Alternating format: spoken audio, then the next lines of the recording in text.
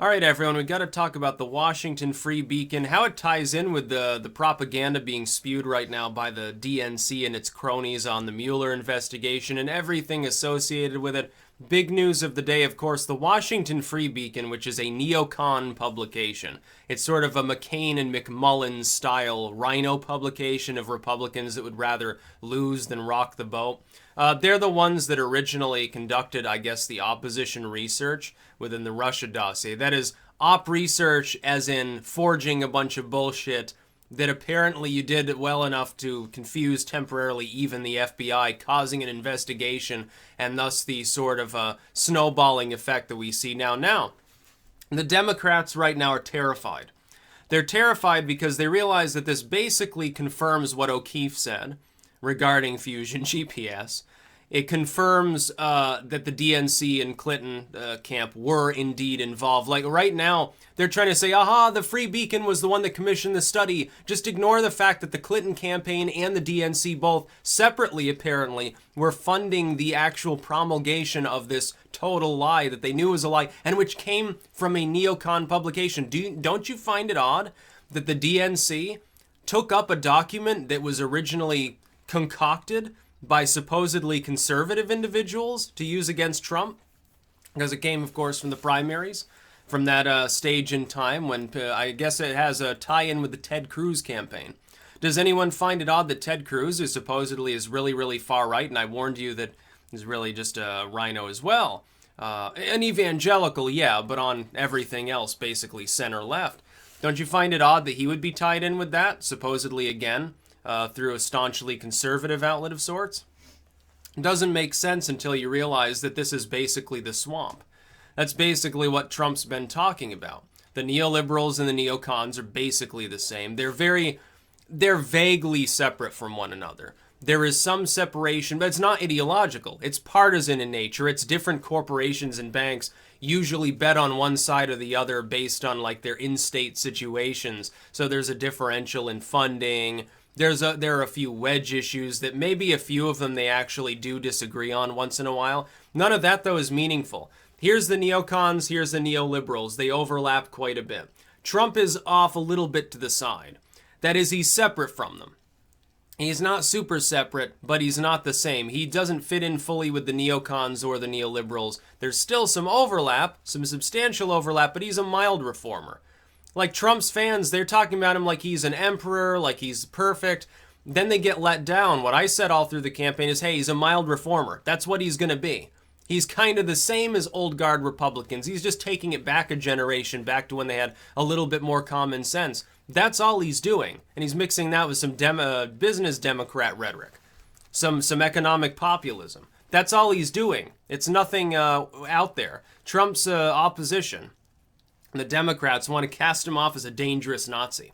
Well, that's sort of what a lot of his fans do. They're like, oh, well, he's so out there. He's so exciting and fringe. Not really. He's a mild reformer. But with this document, they're trying to cover it up by focusing on Mueller coming out. Now, I find it not entirely coincidental that Mueller comes out on the same day to say, yeah, we got a sealed indictment for someone. It could pretty soon we'll be dragging someone in where the grand jury has indicted someone. Now, they're not saying who it is. But every media outlet is acting like it's a major story. It's not a major story. You don't know who's been indicted. It's not Trump. We know that. You're not going to be, haven't indicted Trump himself, so, you know, what the fuck difference does it make?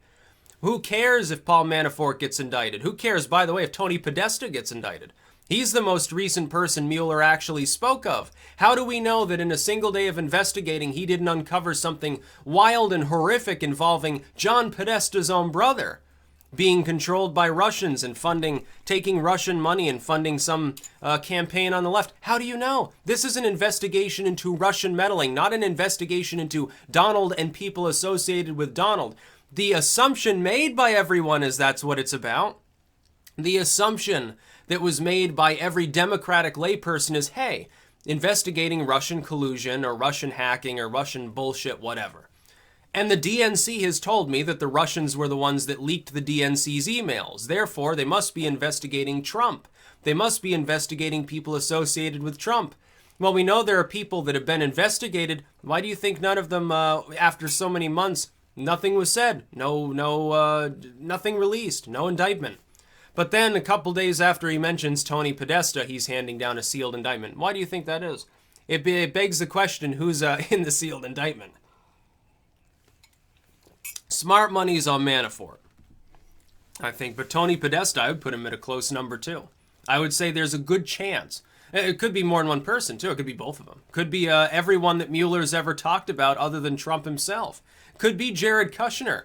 But then again, that's not Donald Trump now, is it? Well, then why is this major news? We've been talking about it for months as though it was a major thing. Nothing has come of it. Meanwhile, we have absolute 100% proof that a political campaign that is now being sued, that is now being dragged before the Federal Elections Commission because of this, helped to publish, to promulgate, to pay for fake documents that in turn were made by a conservative publication, so-called, based on an opposing campaign during the Republican primaries that obviously had some connection with the Clinton camp. They had to have spoken with one another. Why were they doing that? That's funny. But then it begins to make sense when you consider that John McCain and the Bush family and McMullen, who, pretends to be like third party or something, I guess, at this point, but he's like a rhino, that all these people prefer the Clintons over the Trumps of the world. They love the Clintons. They used to call him the devil incarnate. They say, oh, the evil Clintons are going to turn us into a bunch of commies. They'll destroy the economy. Millions will be out of work. They'll start a nuclear war. Look at this horrible, shrieking Hillary Clinton, they said years ago. Now, all of a sudden, they're her bosom buddies. Now, that doesn't make a whole lot of sense unless they really didn't care to begin with and it was all projection. That's really what it's about. Trump, meanwhile, comes out, talks about Uranium One and says, hey, it's basically the second Watergate. It's true. It sort of is. It's worse than Watergate. It involves the selling of high-level radiological material to a state that you claim now is trying to hack our elections. I'd think that'd be a problem. Now, of course, I don't look at it that way. I look at it as just a crooked deal where we sort of got screwed out of a bunch of uranium and now the Russians are laughing and aren't trying to hack our election. But let's say you're right. I would think that you'd want to drag Obama away in chains for aiding and abetting the enemies of the United States now, wouldn't you? Because he had to have known it was going on at the time. The Russians were already hacking U.S. business firms. Oh, what's the fucking difference? They can't hack an election by using those business firms in a tech sense to propagandize? It didn't happen, but that's what you're claiming. Meanwhile, some more sane Democrats have come out and said, yeah, there was no Russian hacking into the election. Get the fuck over it. It never happened. You know why some of these sane people are trying to let the issue go? They don't want to get steamrolled because they realize if they keep pushing, you keep pushing the Russia bullshit line long enough for investigations to continue, you're going to find who's really connected to Russia. It's not going to be Donald Trump. No, it's probably going to be Hillary Clinton or someone very close to her. That's why Tony Podesta is mentioned. Why do you think Tony Podesta was mentioned by Mueller himself? Why do you think so? The brother of Clinton's campaign manager. Don't you think in some realm of possibility, Tony, who makes a lot of money, was taking up money from foreign states and bankrolling it into a slush fund to pump into the Clinton campaign through his brother?